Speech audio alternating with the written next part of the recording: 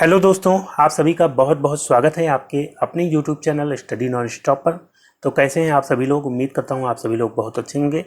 तो दोस्तों, आज से जो है मैं हिंदी की क्लासेस स्टार्ट कर रहा हूं और ये जो क्लासेस हैं यूपी पीसीएल के एग्ज़ाम के लिए, यूपी कांस्टेबल के एग्ज़ाम के लिए या किसी भी परीक्षा के लिए जिसमें हिंदी पूछा जाता है, बेहद इंपॉर्टेंट होगी।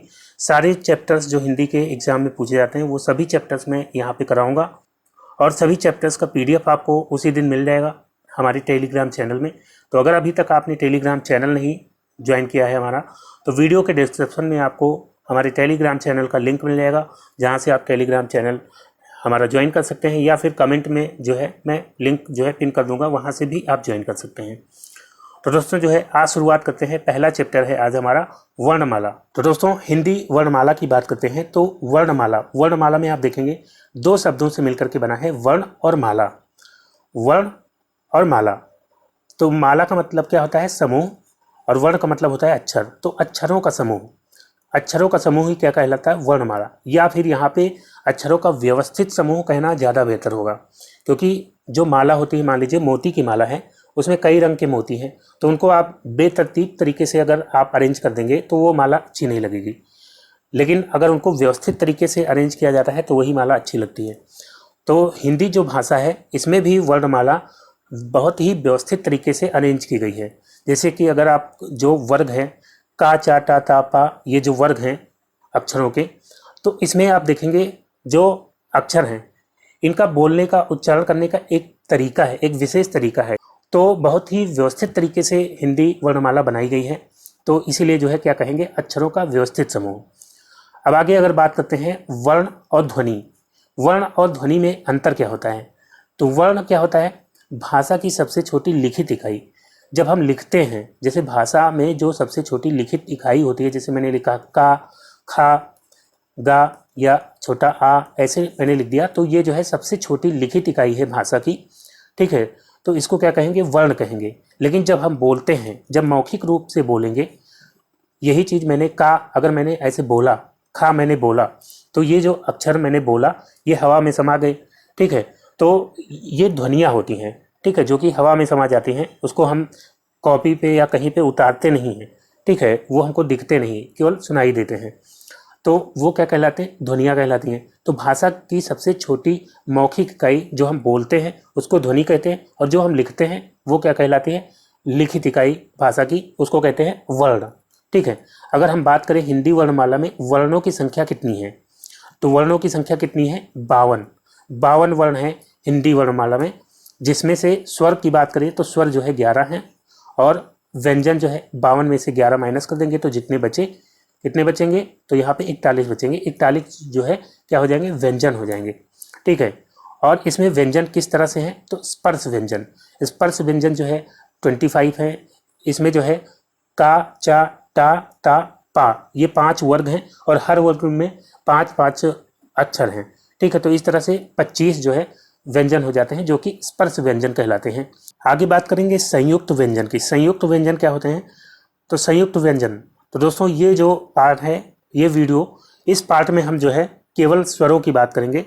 अगला जो पार्ट है उसमें व्यंजन की जो है डिटेल से बात करेंगे। यहाँ पे फिलहाल मैं बता देता हूँ, संयुक्त जो है 4 व्यंजन होते हैं जिनको संयुक्त व्यंजन कहते हैं, और वो कौन कौन से होते हैं? तो छा और त्रा और ज्या, और इसके अलावा श्रा। ठीक है, ये जो है किन वर्णों को मिलाकर के बनते हैं, ये सब बातें व्यंजन वाले चैप्टर में हम लोग अच्छी तरीके से करेंगे। तो ये जो है छा, त्रा, ज्या और श्रा, ये जो है 4 संयुक्त व्यंजन होते हैं। ये जो ज्या है इसको बहुत लोग ज्ञा बोलते हैं, जैसे विज्ञान बोलेंगे, बोलना चाहिए विज्ञान। ठीक है, क्योंकि ये जो है आधा जा और यहाँ से मिलकर के बनता है, तो इसको ज्या बोला जाता है। विज्ञान बोला जाएगा, ना कि नहीं, विज्ञान बोला जाएगा, ना कि विज्ञान बोला जाएगा। ठीक है, फिर है ऊष्म व्यंजन। ऊष्म व्यंजन जो है कौन कौन से होते हैं? तो तीनों सा, जो तालव्य सा होता है, और छोटा सा, और जो है मूर्धन्य सा, और हा। ठीक है, तो ऊष्म व्यंजन तीनों सा और हा जो है ये ऊष्म व्यंजन हो जाते हैं। और इसके अलावा अंतस्थ व्यंजन की बात करेंगे तो अंतस्थ व्यंजन जो है या, रा, ला, वा। व्यंजन वाले चैप्टर में डिटेल से बात करेंगे कि इनको अंतस्थ व्यंजन क्यों कहा जाता है। सारी चीज़ें जो है उसमें डिस्कस करेंगे। फिर जो है आगे बात करते हैं अयोगवाह की। तो अयोगवाह व्यंजन कौन से होते हैं? तो अन और आह, अन और आह ये जो है स्वर में नहीं आते हैं, स्वर जो है अ तक होते हैं। ठीक है, अन और आह ये जो है अयोगवाह व्यंजन होते हैं। और द्विगुण व्यंजन कौन से होते हैं? तो द्विगुण व्यंजन होते हैं ढ़ा और ढा। ये होता है ड़ा, लड़का में जो ड़ा प्रयोग होता है वो होता है, और ढा पढ़ाई में जो है जो ढा प्रयुक्त होता है। तो ये दोनों क्या हैं? ये द्विगुण व्यंजन है। ठीक है, इनको उत्क्षिप्त व्यंजन भी कहते हैं। इनको क्या कहते हैं? इनको उत्क्षिप्त व्यंजन भी कहते हैं या द्विगुण व्यंजन भी कहते हैं। तो दोस्तों अब आगे बढ़ते हैं। तो दोस्तों अब जो है स्वर की बात करते हैं। स्वर की डेफिनेशन क्या है? तो स्वर जो है जिन वर्णों का उच्चारण स्वतंत्र रूप से लिया जाता है स्वर कहलाते हैं। तो स्वर जो होते हैं इनका उच्चारण स्वतंत्र रूप से लिया जाता है, इनको उच्चारित करने के लिए किसी अन्य की जरूरत नहीं होती है, तो उनको क्या कहते हैं? स्वर कहते हैं। और व्यंजन क्या होते हैं? तो व्यंजन जिन वर्णों का उच्चारण स्वरों की सहायता से किया जाता है उनको क्या कहते हैं? व्यंजन कहते हैं। ठीक है, जैसे कि का है, तो का आप जब पढ़ेंगे तो इसमें जो है एक स्वर छुपा हुआ है। कौन सा स्वर छुपा हुआ है? तो का अगर वर्ण विच्छेद करेंगे तो ये ऐसे लिखा जाएगा यहाँ पे, और इसमें जो है आ छुपा हुआ है। ठीक है, जैसे खा है तो खा में भी यहाँ पे आ छुपा हुआ है। तो जब भी आप व्यंजन की बात करेंगे तो व्यंजन में जो है एक स्वर छुपा हुआ होता है। वो कौन सा स्वर होता है? तो वो छोटा आ होता है। ठीक है, तो आप बोलेंगे का, तो जो है का में आप देखेंगे आ की आवाज़ आती है। ठीक है, तो इसमें स्वर हमेशा छुपा हुआ होता है, तो इसलिए जो है इनको क्या कहते हैं? व्यंजन कहते हैं। जिन वर्णों का उच्चारण स्वरों की सहायता से होता है उनको क्या कहते हैं? व्यंजन कहते हैं। तो कोई भी व्यंजन हो उसमें जो है आ की ध्वनि छुपी हुई होगी। फिर दोस्तों आगे बात करते हैं स्वर। स्वर जो है यहाँ पे स्वर की बात करेंगे तो इनकी संख्या कितनी होती है? तो स्वरों की जो संख्या होती है, अगर कुल संख्या पूछी जाए तो स्वरों की कुल संख्या होती है 11।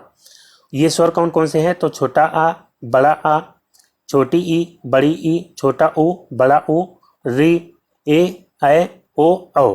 ठीक है, अन, आह ये स्वर में नहीं आते, ये अयोग व व्यंजन होते हैं। ठीक है, तो यहाँ पे जो है 11 होते हैं। आ ई उ ऊ, री, ए, ऐ, ओ, औ। ठीक है, ये जो है 11 स्वर होते हैं कुल संख्या अगर पूछी जाए। लेकिन अगर पूछा जाए आपके एग्जाम में उच्चारण के आधार पर स्वरों की संख्या कितनी है, तो उच्चारण के आधार पर स्वरों की संख्या हमेशा आप बताएंगे 10 होती है, क्योंकि जो री है ये जो है स्वर में नहीं ली, इसका जब उच्चारण करते हैं तो ये जो है व्यंजन की तरह उच्चारित होता है। जैसे कि री से कोई शब्द लेते हैं ऋतिक, ऋतिक जो है ऐसे लिखा जाता है, तो यहाँ पे आप री को पढ़ेंगे तो आप जो है इसमें रा की साउंड आती है। ठीक है, तो ये व्यंजन की तरह उच्चारित होता है, इसीलिए जो है उच्चारण के आधार पर अगर स्वरों की हम बात करेंगे तो उच्चारण के आधार पर स्वरों की संख्या कितनी होती है? 10 होती है। इसमें री को हटा दिया जाता है, तो आ ई उ ऊ, ए, ऐ, ओ, औ ये जो है उच्चारण के आधार पर स्वर जो है कितने हो जाते हैं? 10 हो जाते हैं। फिर दोस्तों अब आगे बात करते हैं स्वरों के प्रकार की। तो स्वरों के अगर कुल प्रकार पूछा जाए, स्वरों के कुल कितने प्रकार होते हैं, तो आप बताएंगे स्वरों के कुल जो है 3 प्रकार होते हैं। कौन कौन से? तो हर्ष स्वर, दीर्घ स्वर और प्लुत स्वर। ठीक है, हर्ष स्वरों की बात करते हैं तो जिन स्वरों के उच्चारण में कम समय लगता है उनको हर्ष स्वर कहते हैं। जैसे कि आ, ई, उ, री, तो इसमें जो है आप उच्चारित करेंगे तो बहुत कम समय लग रहा है। आ, ई, उ, री बिल्कुल समय नहीं लग रहा है, तो ये जो है हर्ष स्वर हो जाते हैं। अब दीर्घ स्वर की बात करेंगे तो दीर्घ स्वर जिन स्वरों के उच्चारण में हर्ष स्वरों से दुगना समय लगता है उनको क्या कहते हैं? उनको दीर्घ स्वर कहते हैं। ठीक है, जैसे कि आ, ई, उ, ए, ऐ, ओ, औ, तो इनको जब उच्चारित करते हैं तो आप देखते हैं इनमें जो है हर्ष स्वरों की अपेक्षा ज़्यादा समय लग रहा है। ठीक है, और इसके बाद जो है बात करते हैं प्लुत स्वर। प्लुत स्वर कौन से होते हैं? जिन स्वरों के उच्चारण में हर स्वरों से, यहाँ पे गलत टाइप हो गया है, हर स्वरों की अपेक्षा तिगुना समय लगता है। ठीक है, हर स्वरों की अपेक्षा तिगुना समय लगेगा तो उसको कहेंगे प्लुत स्वर। ठीक है, इसका सिंबल होता है यहाँ पे एस जैसा बना देते हैं, ये लाइन ऐसे मिली हुई होती है, जैसे यहाँ पे जो है ओम लिखा है। ठीक है, तो यहाँ पे जब इस तरह का सिंबल बना है तो यानी कि ये जो है प्लुत स्वर है। तो ओ के आगे अगर इस तरह का सिंबल बन गया तो यानी कि ओ अब जो है प्लुत स्वर हो गया। इसको उच्चारित कैसे करेंगे? तो ऐसे नहीं बोल देंगे ओम, इसमें जो है टाइम हम ज़्यादा देंगे, ओम ऐसे बोलेंगे। जैसे राम है यहाँ पे, तो जब मान लीजिए किसी का नाम राम है, जब उसको बुलाना होता है, दूर वो है और हमें उसे पुकारना है, तो हम बुलाते हैं राम। इस तरह से जब पुकारते हैं तो जो है वहाँ पे प्लुत स्वर का उपयोग किया जाता है। ठीक है, तो आपने देखा होगा, जैसे रामायण वगैरह में आपने देखा होगा, तो यहाँ पे जो है इस तरह से सिंबल बना रहता है, तो वहाँ पे जो है ये प्लुत स्वर होता है, यानी कि यहाँ पे जो है आपको ज़्यादा समय देना है प्रोनाउंस करने में, उच्चारित करने में ज़्यादा समय देना है। फिर दोस्तों आगे बढ़ते हैं। अब जो है बात करते हैं हिंदी स्वरों का वर्गीकरण। हिंदी स्वरों का वर्गीकरण जो है कई आधार पर किया जाता है। जैसे पहला आधार है मात्रा के आधार पर। मात्रा के आधार पर हिंदी में जो है कितने प्रकार के स्वर हैं, तो 2 प्रकार के हैं। अगर हिंदी स्वरों का प्रकार, कुल प्रकार पूछा जाए, हिंदी में कुल कितने प्रकार के स्वर होते हैं, तब मैंने आपको बताया 3 प्रकार आपको बताने हैं, हर्ष स्वर, दीर्घ स्वर और प्लुत स्वर। लेकिन अगर पूछ लिया जाए मात्रा के आधार पर हिंदी में कितने प्रकार के स्वर होते हैं, तो आप 2 स्वर बताएंगे। एक होता है हर्ष स्वर जिसको लघु भी कहते हैं, और एक होता है दीर्घ स्वर जिसको गुरु कहते हैं। इसका जो है ये सिंबल होता है, ये प्रतीक होता है। ऐसे एक सीधी लाइन जो है ऐसे खींच देते हैं, और दीर्घ यानी गुरु का जो है प्रतीक होता है इस तरह से, एस की तरह जो है इसका प्रतीक होता है। ये आपने छंद में जो है इसका प्रयोग देखा होगा। छंद में जब मात्राएं गिनते हैं तो लघु के स्थान पर ऐसे सीधी लाइन खींचते हैं और दीर्घ के लिए ऐसे। ठीक है, फिर दोस्तों दूसरा जो आधार है वो है उत्पत्ति के आधार पर। उत्पत्ति के आधार पर अगर हम बात करते हैं तो स्वर कितने प्रकार के होते हैं, तो 2 प्रकार के उत्पत्ति के आधार पर भी होते हैं।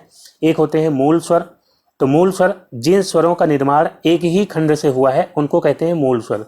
जैसे कि छोटा आ, छोटी ई, उ और री, इनका जो निर्माण है वो एक ही खंड से हुआ है। ठीक है, और अगर हम आगे बात करें संधि स्वर की, तो इनका निर्माण 2 खंडों से मिलकर के बना हुआ होता है।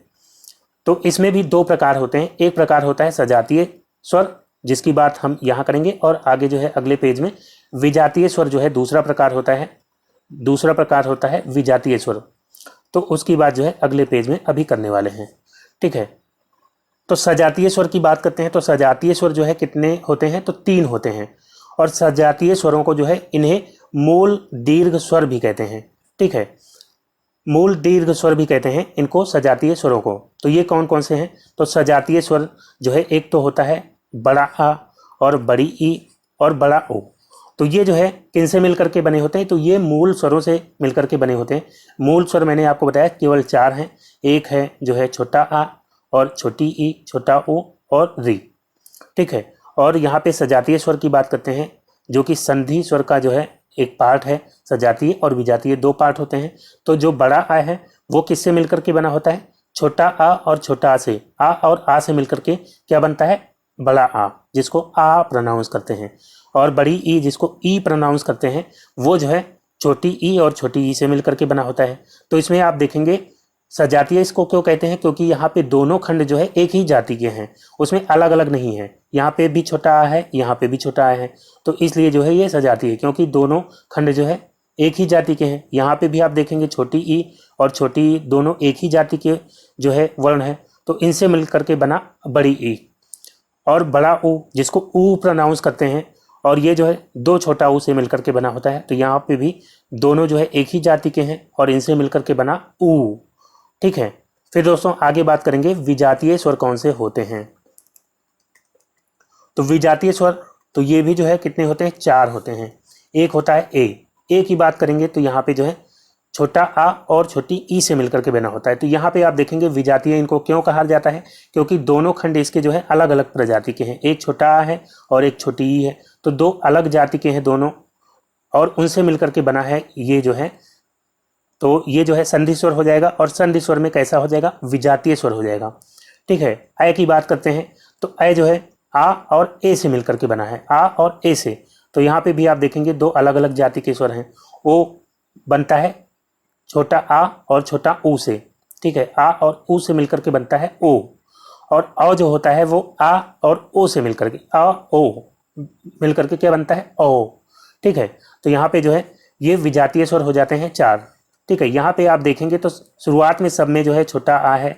आप देखेंगे शुरुआत में सब में छोटा आ है, और आ और ई मिलकर के ए बना, और फिर जो है आ और ए, जो ए आ और ई मिलकर के बना था वो ए जो है अगले स्टेप में आ से जुड़ेगा तो वो बन जाएगा ए। ठीक है, ओ और ओ कैसे बन गया, आ और ऊ से, और फिर जो है आ से जो ओ बना था वही आगे आ से मिलकर के क्या बन जाता है, ओ बन जाता है। विजातीय स्वर जो है कौन कौन से हैं, ए ओ और औ। और इसके अलावा अगर ऋ को भी शामिल कर लेते हैं तो विजातीय स्वर, और री को अगर शामिल कर लेते हैं तो इन 5 को कहते हैं संयुक्त स्वर। विजातीय स्वर कितने होते हैं, 4 होते हैं, लेकिन अगर संयुक्त स्वर पूछा जाए तो संयुक्त स्वर जो है 5 होते हैं, क्योंकि री भी उसमें शामिल हो जाता है। ठीक है, अब अगला आधार देखते हैं। तो स्वर जो है जिह्वा के आधार पर भी वर्गीकृत किया जाता है। जिह्वा के आधार पर स्वर कितने प्रकार के होते हैं, तो 3 प्रकार के होते हैं। जीभ के आधार पर, जीभ के आधार पर तो पहला जो टाइप हो जाता है वो है अग्रस्वर। अग्रस्वर ये कैसे स्वर होते हैं, तो इनको बोलने पर जीभ का अगला भाग प्रयुक्त होता है। आप बोल के देखिए, छोटी ई जब बोलेंगे ई ए, तो इनको आप बोलते समय आप देखेंगे आपका जीभ का अगला भाग प्रयुक्त हो रहा है। अब अगला है मध्य स्वर। मध्य स्वर की बात करेंगे तो यहाँ पे जो है मध्य स्वर बोलने पर जीभ का मध्य भाग प्रयुक्त होता है, जीभ का बीच वाला हिस्सा प्रयुक्त होता है, तो उसको कहते हैं मध्य स्वर। और मध्य स्वर कौन सा है, तो एक ही है, वो है छोटा आ। आप बोलिए तो मध्य भाग जीभ का प्रयुक्त होता है, आप बोल करके देखेंगे। और पश्च स्वर की बात करते हैं तो पश्च स्वर कौन से होते हैं, बोलने पर जीभ का पिछला भाग प्रयुक्त होता है, तो उनको कहते हैं पश्च स्वर। जिन स्वरों को बोलने पर जीभ का पिछला हिस्सा प्रयोग किया जाता है उनको पश्च स्वर कहते हैं। तो यहाँ पे जो है आ हो जाता है बड़ा आ, छोटा ऊ और बड़ा ऊ, ओ, और इसके अलावा ये तो स्वर हो जाते हैं। और यहाँ पे अगर अ के बारे में पूछ लिया जाए तो अ जो है ये जो है जैसे ऑफ, इंग्लिश का जो वर्ड होता है ऑफ, अगर आपको बोलना है तो वहाँ पे ऑफ आप इस तरह से लिखते हैं। ठीक है, तो ये जो अ है ये आगत स्वर है। ठीक है, तो ये हिंदी में स्वर में तो आता नहीं, तो इसको अलग से इसलिए मैंने लिख दिया है। हालांकि अगर पश्च स्वर की बात की जाए तो जो है यही होते हैं, केवल 1 2 3 4 5 होते हैं। लेकिन अगर पूछ लिया जाए आपसे ओ, इस तरह से दे दिया जाए एग्जाम में कि ओ जो है ये किस तरह का स्वर है, अग्र स्वर है, मध्य स्वर है या पश्च स्वर है, तो आपको बताना होगा पश्च स्वर में ये शामिल होगा, क्योंकि इसको भी बोलने में जीभ का पिछला भाग प्रयुक्त होता है। फिर दोस्तों आगे बढ़ते हैं। फिर दोस्तों अगला टाइप है ओष्ठ के आकार के आधार पर। ओष्ठ के आकार के आधार पर स्वर कितने तरह के होते हैं, या इनको कह सकते हैं उच्चारण के आधार पर स्वर कितने प्रकार के होते हैं, तो 2 प्रकार के होते हैं। एक प्रकार होता है वृत्तमुखी, जिसमें जो है जिन स्वरों का उच्चारण करने पर होठ जो है गोलाकार वृत्त के आकार का बन जाता है उनको जो है क्या कहेंगे, वृत्तमुखी कहेंगे। तो आप बोल करके देखेंगे ऊ या ऊ बोलेंगे, ओ बोलेंगे या ओ बोलेंगे। तो यहाँ पे आप बोलते समय आप देखिए, बोल करके देखिए, तो आप ऊ ओ बोलेंगे तो आपका जो होंठ है वो कैसा बनता है, गोलाकार बन जाता है, वृत्त की तरह बनता है। और इसके अलावा दूसरा प्रकार हो जाएगा ओष्ठ के आकार के आधार पर आवृतमुखी। आवृतमुखी जिन स्वरों का उच्चारण करने पर होंठ गोलाकार नहीं बनता है उनको क्या कहते हैं, आवृतमुखी। तो छोटा आ आप बोल करके इसको देखेंगे, आ ई ए, तो इनको बोलते समय आपका जो होंठ है वो गोलाकार नहीं बनता है, तो इसलिए जो है इनको क्या कहते हैं, आवृतमुखी कहते हैं। फिर अगला टाइप है मुख विवर, यानी मुख खुलने के आधार पर, मुख खुलने के आधार पर जो है जो स्वर हैं वो 4 तरह के होते हैं। पहला टाइप है संवृत स्वर। संवृत स्वर क्या होते हैं, जिन स्वरों का उच्चारण करने पर मुख लगभग बंद रहता है तो वो स्वर क्या कहलाते हैं, वो संवृत स्वर कहलाते हैं। तो यहाँ पे छोटा ऊ, बड़ा ऊ, छोटी ई, बड़ी ई, इनको आप उच्चारित करके देखिए तो इसमें आपका मुंह लगभग बंद रहता है, मतलब इसको दांत के ऊपर दांत रख करके आप बोल सकते हैं।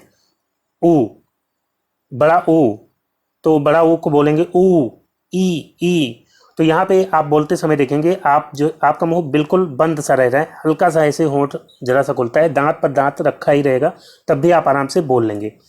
फिर जो है अगला टाइप है अर्धसंवृत स्वर।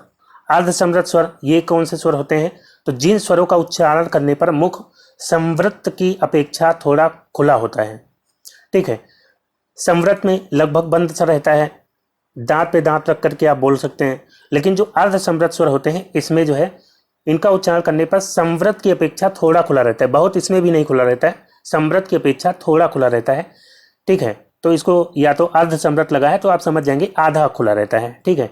तो यहाँ पे जो है ओ और ए इनको बोलेंगे तो आप जो है मुंह बंद करके नहीं बोल सकते, या दांत पे दांत रख करके बोलेंगे तो जो है सही प्रोनाउंस नहीं होगा। आप बोल करके देखिए तो अर्ध समृत स्वर जो है इसमें समृत की अपेक्षा थोड़ा सा मुंह खुला होता है। और फिर जो है अगला टाइप है विव्रत स्वर। विव्रत स्वर क्या होते हैं? तो विव्रत स्वर में जिन स्वरों का उच्चारण करने पर मुख सर्वाधिक खुलता है, तो आप जो है विव्रत स्वर एक ही है, वो है बड़ा आ। आप बोलिए, इसमें आपको सबसे ज्यादा मुंह खोलना पड़ता है। तो जो है आ, ये कैसा स्वर हो जाता है? ये विव्रत स्वर हो जाता है। फिर जो है अगला टाइप है अर्ध विव्रत स्वर। तो इसमें जो है जिन स्वरों का उच्चारण करने पर मुख विव्रत स्वर से थोड़ा कम खुलता है। तो यहाँ पे जो है विव्रत स्वर जितना नहीं खुलता और अर्ध समृत से थोड़ा ज्यादा खुलता है। तो आप छोटा आ बोलिए, आ, ए, औ और औ। तो यहाँ पे विव्रत स्वर हालांकि ये 3 ही होंगे, और ओ ये जो है आगत स्वर। अगर इसके बारे में पूछ लिया जाए क्वेश्चन आपसे एग्जाम में, ये किस में आएगा, तो आप कहेंगे अर्ध विव्रत स्वर में आएगा, ठीक है। तो ये जो है अर्ध विव्रत में अ आ जाएगा, ठीक है। और बाकी आ और ए और औ ये जो है अर्ध विव्रत स्वर में आएंगे। इसमें जो है मुख आपका बहुत ज्यादा नहीं खुलेगा, मतलब विव्रत स्वर की तरह नहीं खुलेगा आ की तरह, लेकिन जो है उससे थोड़ा सा कम खुलेगा। आप बोल करके देखेंगे तो आपको समझ में आएगा। फिर दोस्तों आगे बढ़ते हैं। अगली कैटेगरी है दोस्तों स्थान के आधार पर। स्थान के आधार पर स्वर जो है कितने तरह के होते हैं? तो स्थान के आधार पर 6 तरह के स्वर होते हैं। एक होते हैं कंठ स्वर।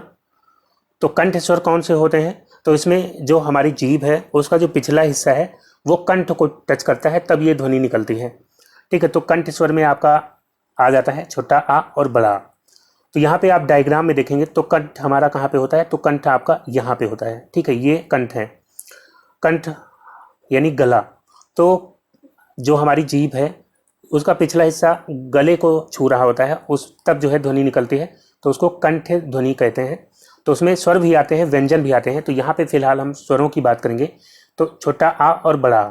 बाकी व्यंजन में जो है का वर्ग के सभी व्यंजन आ जाते हैं, हा आता है और अयोग वाह जो है आह आ जाता है, ठीक है। लेकिन यहाँ पे स्वर की बात करेंगे तो केवल छोटा आ और बड़ा आ ये जो है कंठ स्वर होते हैं। तालव्य स्वर की बात करते हैं तो तालव्य मतलब तालु, ठीक है। तालु, तालु आपका डायग्राम में देखेंगे तो ये जो है होता है तालु होता है। तो जो छोटी ई है और बड़ी ई, स्वरों में बात करेंगे तो छोटी ई और बड़ी ई ये जो है तालव्य स्वर हो जाते हैं, छोटी ई और बड़ी ई। और मूर्धन्य स्वर, तो यहाँ पे जुबान हमारी जो है मूर्धा को टच करती है, ठीक है। मूर्धा आपका यहाँ पे तालु से आगे आप आएंगे तो जो है मूर्धा आता है, ठीक है। तो मूर्धा को जब हमारी जुबान टच करती है तब जो ध्वनि निकलती है, तो वो जो ध्वनि होती है वो कैसी ध्वनि होती है? मूर्धन्य ध्वनि होती है। तो स्वर में जो है केवल एक स्वर होता है री, जो कि मूर्धन्य स्वर होता है, ठीक है। यहाँ पे मूर्धा में जो है री केवल मूर्धा को टच करते हुए ये ध्वनि निकलती है। बाकी मूर्धन्य ध्वनि में आपका टा वर्ग के सारे अक्षर आ जाते हैं और जो मूर्धन्य सा होता है वो आ जाता है, ठीक है। तो स्वर में केवल री आएगा आपका, ठीक है। तो मूर्धन्य स्वर कौन सा हो जाता है? री। ओष्ठ स्वर, ओष्ठ स्वर की बात करते हैं तो उ और उ, यहाँ पे जो है यहाँ पे आप देखेंगे उ और उ को प्रोनाउंस करते समय आपके ओठ का आकार जो है बदलता है। ओठ की सहायता से आप इन ध्वनियों को बोल पाते हैं, उ और उ। तो यहाँ पे जो है ओष्ठ में कौन कौन से आ जाते हैं? उ और उ, ठीक है। तो इसको जो है बिना ओठ की सहायता से आप नहीं बोल पाएंगे। अगर आपके ओठ ना हो तो उ और उ आप नहीं बोल पाएंगे। और इसके अलावा पा वर्ग, पा वर्ग के जैसे पा, फा, बा, भा, मा, इनको भी आपको बोलने के लिए ओठ की जरूरत पड़ती है, ठीक है। तो स्वरों में जो है केवल उ और बड़ा उ ये जो है ओष्ठ स्वर में आते हैं। फिर दोस्तों आगे बात करेंगे कंठ तालव्य स्वर की। कंठ तालव्य, जिस स्वर को बोलने में कंठ यानी गला और तालु दोनों की जरूरत पड़ती है। तो यहाँ पे जो है 2 स्वर आ जाते हैं, ए और ऐ। तो ए को अगर आप देखेंगे तो ये जो है किससे मिलकर के बना होता है? तो आ और ई से मिलकर के बनता है। आ जो है कैसा स्वर होता है? तो ये कंठ होता है। और ई कैसा होता है? तो ये तालव्य होता है। तो जब इससे मिलकर के ए बना है तो ये कैसा हो जाएगा? कंठ तालव्य स्वर हो जाएगा, ठीक है। इसी तरह से ऐ भी हो जाएगा। कंठ ओष्ठ, तो कंठ ओष्ठ में जो है कंठ का भी प्रयोग होता है और ओष्ठ का भी प्रयोग होता है। तो ओ की बात करते हैं तो ओ आपको पता है कि जो है किससे बना होता है? आ, जो कि कंठ होता है, आ आपका कंठ होता है, और इसके अलावा ऊ जो है ओष्ठ होता है। तो ये जो है दोनों से मिलकर के बना है, तो ये जो है कंठ ओष्ठ स्वर कहलाता है। तो ओ और औ ये जो है आपके कंठ और कंठ ओष्ठ स्वर कहलाते हैं। फिर दोस्तों इसके अलावा जो है बात करते हैं, अगर आपसे प्राकृतिक स्वर पूछ लिया जाए तो प्राकृतिक स्वर जो है आ, ई और उ, ये जो है प्राकृतिक स्वर कहलाते हैं, 3 स्वर, क्योंकि इन्हीं से जो है सारे स्वर बने हुए हैं, ठीक है, री को छोड़ करके। तो आ जैसे बड़ा आ है तो दो छोटा आ मिलकर के बड़ा आ बनता है, ठीक है, और बड़ी ई दो छोटी ई मिलकर के बनता है इसी तरह से। तो इन्हीं से मिलकर के आपने देखा कि सारे स्वर बने हुए हैं, तो ये जो है प्राकृतिक स्वर कहलाते हैं। और उदासीन स्वर आपसे पूछ लिया जाए तो उदासीन स्वर जो है छोटा आ, जो छोटा आ होता है वो होता है उदासीन स्वर, ठीक है। तो दोस्तों आज की क्लास को यहीं पे समाप्त करता हूँ। जो अगली क्लास होगी उसमें हम व्यंजन की बात करेंगे। उम्मीद करता हूँ वीडियो आपको अच्छा लगा होगा। अगर वीडियो आपको अच्छा लगा हो तो लाइक और शेयर जरूर करिएगा, और जो दोस्त नए हैं चैनल पर, चैनल को सब्सक्राइब करके नोटिफिकेशन बेल को ऑन कर लीजिएगा, ताकि नेक्स्ट वीडियो अपलोड होते ही उसका नोटिफिकेशन आपको सबसे पहले मिल जाए। तो मिलते हैं अगले वीडियो में, तब तक के लिए goodbye and take care.